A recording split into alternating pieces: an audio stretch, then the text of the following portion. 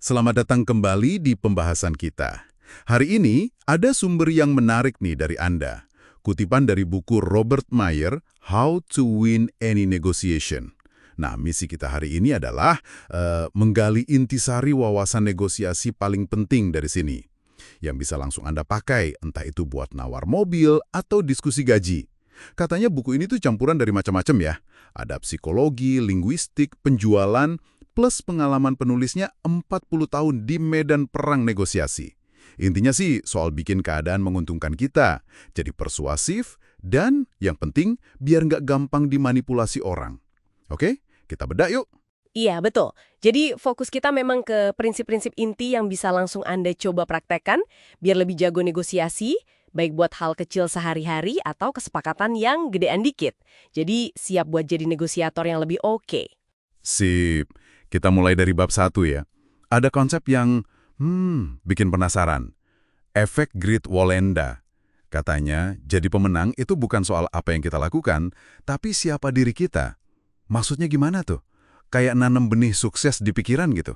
Justru ini dasarnya banget. Pola pikir ini Mayer sebutnya refleks pemenang. Ini beneran ngaruh ke cara kita bertindak dan bereaksi loh, bukan cuma motivasi kosong. Ini nyambung kebutuhan psikologis kita, kayak harga diri. Contoh gampangnya gini deh, orang beli jam tangan mahal, Rolex misalnya. Oke. Itu kan bukan cuma butuh penunjuk waktu, tapi ada rasa lebih baik tentang diri sendiri. Nah, kebutuhan kayak status, pengakuan ini sering banget jadi pendorong di balik keputusan, termasuk pas negosiasi. Oke. Jadi soal mentalitas dulu ya. Terus gimana caranya kita ngontrol percakapan nih? Bab 5 bilang ada beda loh antara cuma ngomong sama membujuk. Persuasi itu katanya soal kontrol, bahkan merekayasa persetujuan. Betul sekali. Contoh yang manajer produksi sama pembuat kostum itu jelas banget. Ya, itu gimana detailnya? Si manajer kan nggak marah-marah atau nuntut. Dia cuma nanya. Tapi pertanyaannya itu terarah banget. Pertama, dia mastiin dulu pemahamannya bener nggak. Kayak gimana tuh nanyanya? Dia bilang, oke, jadi saya paham ya, kostumnya nggak bisa siap tanggal 15, gara-gara taffeta orange nggak ada, dan penjahit Anda lagi penuh jadwalnya. Ini nunjukin dia dengerin kan? Iya. Terus? Nah, abis itu dia balikin jadi solusi. Berarti, kalau saya bisa kirim taffetanya Senin, dan penjahit Anda mau lembur, kostumnya bisa siap dong tanggal 15? Wah, jadi pertanyaannya itu yang menggiring ya? Bukan cuma ngumpulin info, tapi ngarahin ke solusi yang kita mau. Persis. Ini inti dari mendengarkan aktif, atau istilahnya Mayer tuh mendengarkan dengan suara keras. Jadi kita kayak mikir bareng sambil ngarahin. Ini juga nyambung ke kekuatan sugesti tersembunyi. Bikin orang lain ngerasa idenya itu dari dia sendiri, bukan dipaksa. Jadi lebih gampang setuju kan? Cerdik juga ya caranya. Oke, selain mindset dan kontrol lewat pertanyaan, buku ini juga bahas soal tawar-menawar keras. Apalagi kalau udah urusan duit nih, kayak di bagian 3. Ada satu trik simpel tapi katanya ngaruh banget di bab 17. Pakai angka ganjil, jangan angka bulat. Kenapa coba minta $3.147.53 bisa lebih manjur daripada $3.100 pas nawar? Nah, ini mainnya di psikologi persepsi lagi. Angka ganjil yang spesifik banget kayak $3.147.53 itu ngasih kesan kalau harga itu udah dihitung mateng-mateng, udah final gitu. Oh, jadi kayaknya udah nggak bisa ditawar lagi ya? Atau setidaknya bikin orang mikir 2 kali buat nawar jauh.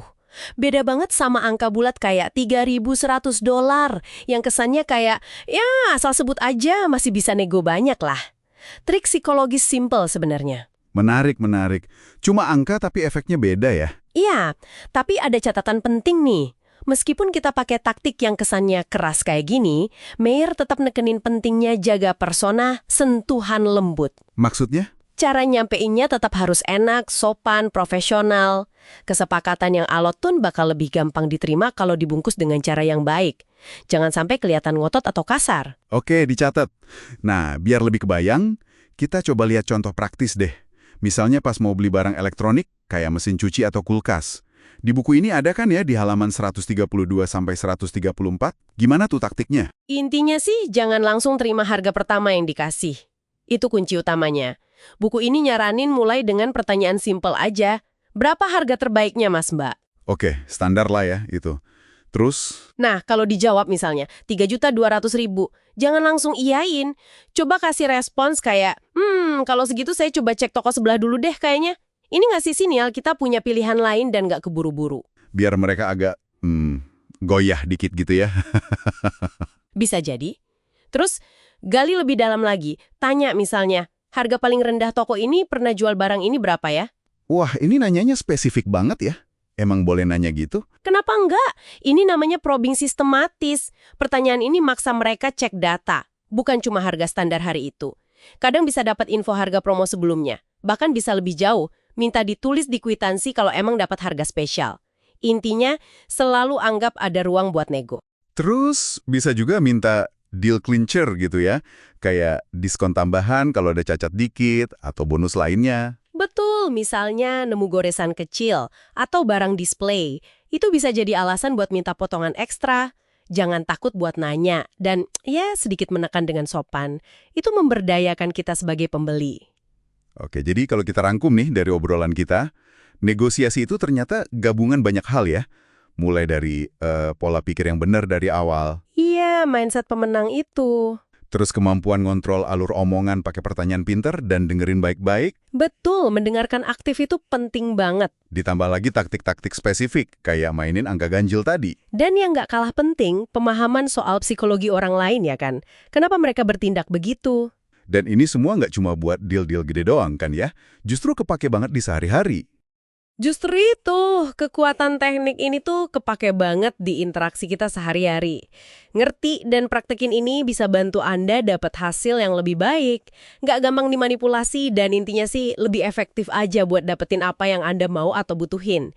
Ini soal skill komunikasi yang lebih strategis aja.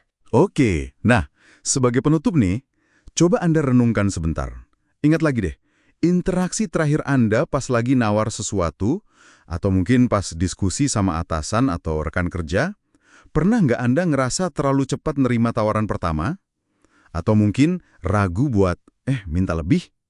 Sekarang bayangin, kalau aja Anda pakai satu aja teknik yang kita bahas tadi, mungkin nanya lebih dalam, atau coba deh pakai angka ganjil pas ngasih penawaran, kira-kira hasilnya bakal beda nggak ya buat Anda? Coba direnungkan.